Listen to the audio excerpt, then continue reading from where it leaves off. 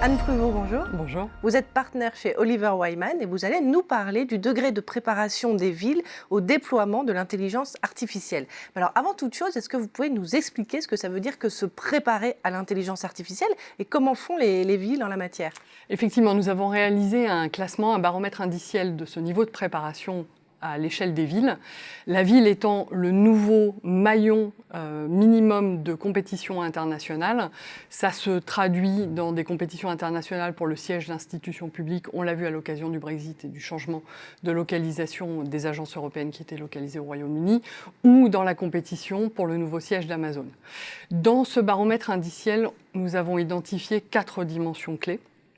La première est la vision que la ville exprime à l'égard de l'intelligence artificielle, des algorithmes, de cette grande dimension qui prend de la place dans la digitalisation de nos vies. Ça, c'est le premier élément. Le deuxième élément, c'est sa capacité à exécuter cette vision. Le troisième élément, les actifs et l'infrastructure qui permettent cette exécution. Et enfin, la trajectoire qu'a la ville. La première ville qui sort de notre classement, c'est Singapour, qui est aussi une ville-État, donc qui a les 2 dimensions, et qui réalise de nombreuses expérimentations et qui a une politique en la matière. Dans les expérimentations, on en connaît certaines, le développement de navettes autonomes, on en connaît ou on les connaît moins d'autres, comme celle de la modélisation de la ville en 3D, avec un entrepôt de données collaboratives qui permettent de tester des nouveaux concepts et des nouveaux services. Et alors, en quoi est-ce si important ? C'est une excellente question et je pense que toutes les villes n'ont pas encore réfléchi complètement ou n'ont pas les moyens de réfléchir. Et pourtant, les algorithmes se sont d'abord invités en ville et puis, dans certains cas, les villes ont invité les algorithmes. Dans les algorithmes qui se sont invités en ville, on en connaît tous, on en a tous sur nos smartphones, ce sont les outils d'aide à la navigation. Et ça transforme les villes. Certes, ça transforme nos habitudes. Quand on est coincé dans les bouchons, ces algorithmes nous proposent des alternatives qui nous permettent de gagner du temps.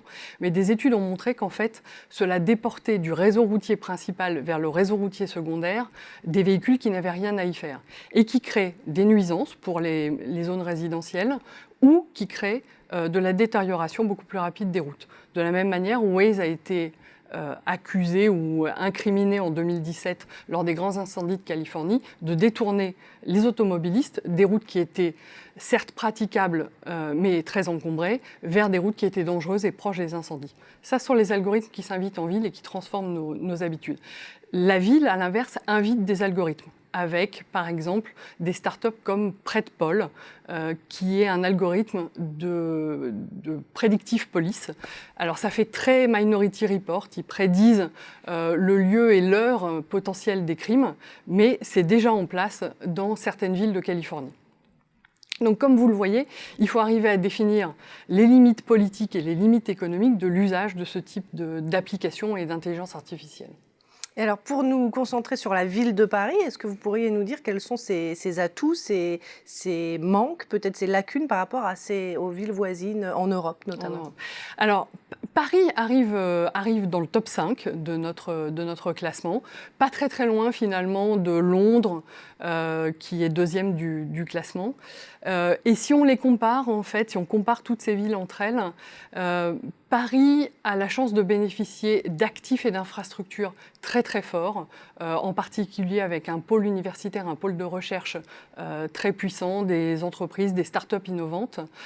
En revanche, Paris est un peu en retrait sur l'expression de sa vision et donc sur la capacité à exécuter.